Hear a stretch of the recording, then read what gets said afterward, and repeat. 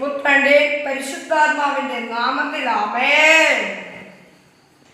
പ്രിയപ്പെട്ടവരെ, ഇതൊരുക്കത്തിന്റെ 8ാം ദിവസമാണ്. നമ്മള് ആത്മീയമായി ആത്മാർത്ഥമായി പ്രാർത്ഥനയോടെ ക്രിസ്മസിന് ഒരുങ്ങുകയാണ്. ഇന്ന് ഡിസംബർ 8.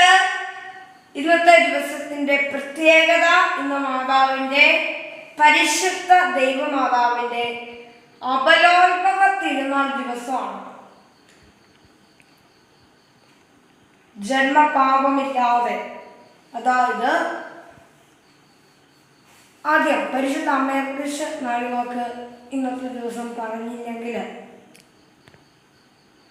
എനിക്കൊരു വലിയ വിഷമമായിരുന്നു. അതുകൊണ്ട് പരിശുദ്ധ അമ്മയെക്കുറിച്ച്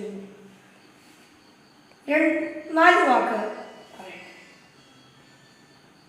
പരിശുദ്ധ അമ്മ എന്ന് പറയുന്ന വ്യക്തി ഉത്ഭവ പാപമില്ലാതെയാണ് പരിശുദ്ധ അമ്മ ഈ ലോകത്ത് ജനിച്ചത്.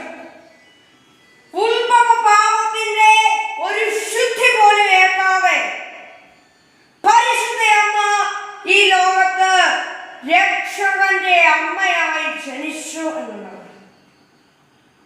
പരിശുദ്ധ അമ്മയുടെ മാതാപിതാക്കൾ അന്നായും ജോവാക്കീമുമാണ്.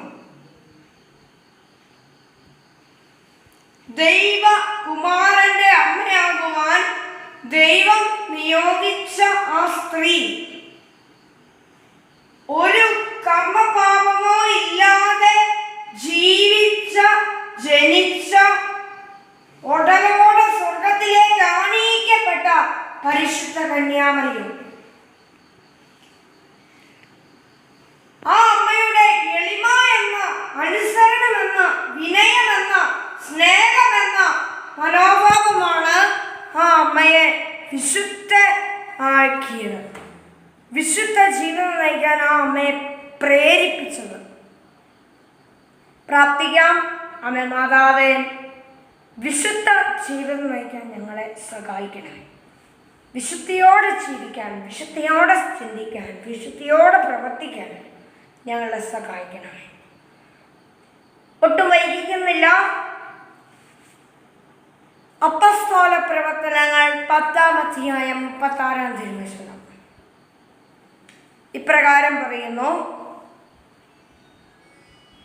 വചനം ഇപ്രകാരമാണ് പറയുന്നത്: സമാധാനത്തിന്റെ സദ്വാർത്ത സകലത്തിന്റെയും കർത്താവായ യേശു ക്രിസ്തുവിലൂടെ വിളംബരം ചെയ്തുകൊണ്ട് തന്റെ വചനം അവിടുന്ന് ഇസ്രായേൽ മക്കൾക്ക് നൽകി. ആ സംഭവം, പ്രിയപ്പെട്ടവരെ, ഈ വചനത്തിൽ പ്രതിപാദിക്കുന്ന ആ സദ്വാർത്തയായി നമ്മൾ കണക്കാക്കേണ്ടത് യേശുവിന്റെ ജനനത്തെയാണ്. അതാണ് സദ്വാർത്ത. ആ സദ്വാർത്ത ലോകമെങ്ങും അറിയിച്ചുകൊണ്ട് ദൈവം നമ്മോട് പറയുന്നത്, ലോകമെങ്ങും പോയി ദൈവത്തിന്റെ സൃഷ്ടികളോട് സുവിശേഷം പ്രസംഗിക്കണം എന്നുള്ളതാണ്. ഈശോയെ അറിയാൻ പാടില്ലാത്ത എത്രയോ മക്കൾ ഇവിടെ ജീവിക്കുന്നു. അവരോടെല്ലാം പോയി വിശുദ്ധ ഗ്രന്ഥവും ക്രിയതോട് ചേർത്ത് പിടിച്ചു പോയി വചനം പ്രസംഗിക്കണം. വചനം പറയുന്നു, സുവിശേഷത്തിൽ പറഞ്ഞു വയ്ക്കുന്നു, നിങ്ങൾ ലോകമെങ്ങും പോയി എല്ലാ സൃഷ്ടികളോടും സുവിശേഷം പ്രസംഗിക്കുവാൻ പിതാവിൻ്റെയും പുത്രന്റെയും പരിശുദ്ധാത്മാവിന്റെ നാമത്തിൽ ജ്ഞാനസ്നാനം നൽകുവാൻ. പ്രിയരെ, അടുത്തൊരു വചനം യോഹന്നാൻ 12:1. തന്നെ സ്വീകരിച്ചവർക്കെല്ലാം, തന്റെ നാമത്തിൽ വിശ്വസിക്കുന്നവർക്കെല്ലാം ദൈവമക്കളാകാൻ അവൻ കഴിവ് നൽകിയിരിക്കുന്നു. വിശ്വസിക്കുന്നു. ഹല്ലേലൂയ.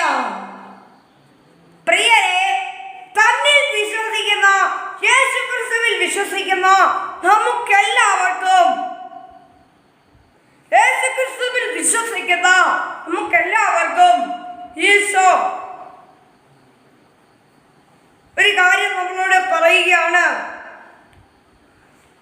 തന്നെ സ്വീകരിച്ചവർക്കെല്ലാം, തന്റെ നാമത്തിൽ വിശ്വസിച്ചവർക്കെല്ലാം ദൈവ മക്കളാകാൻ, സ്വർഗത്തിന്റെ സാക്ഷികളാകാനുള്ള കൃപാവരം അവിടുന്ന് നൽകിയിരിക്കുകയാണ്.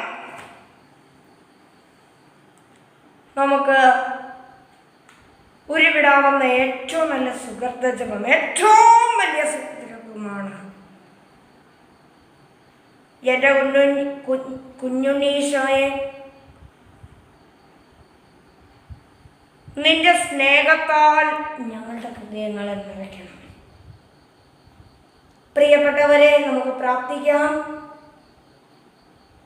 കർമ്മഭാവമില്ലാതെ, ഉത്ഭവഭാവമില്ലാതെ ഭൂമിയിൽ ജനിച്ച പരിശുദ്ധ അമ്മേ, കൂട്ടുകാർക്കെല്ലാവർക്കും ഈ വചനം പറയുന്ന ഒരു കുട്ടിയായ എനിക്കും വേണ്ടി പ്രാർത്ഥിക്കണമേ.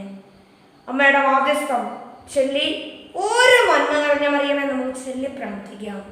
ഓരോ നന്മ നിറഞ്ഞ മറിയമേ എന്ന പ്രാർത്ഥനയ്ക്കും അതിൻ്റെതായ ശക്തിയും വിഷയവും.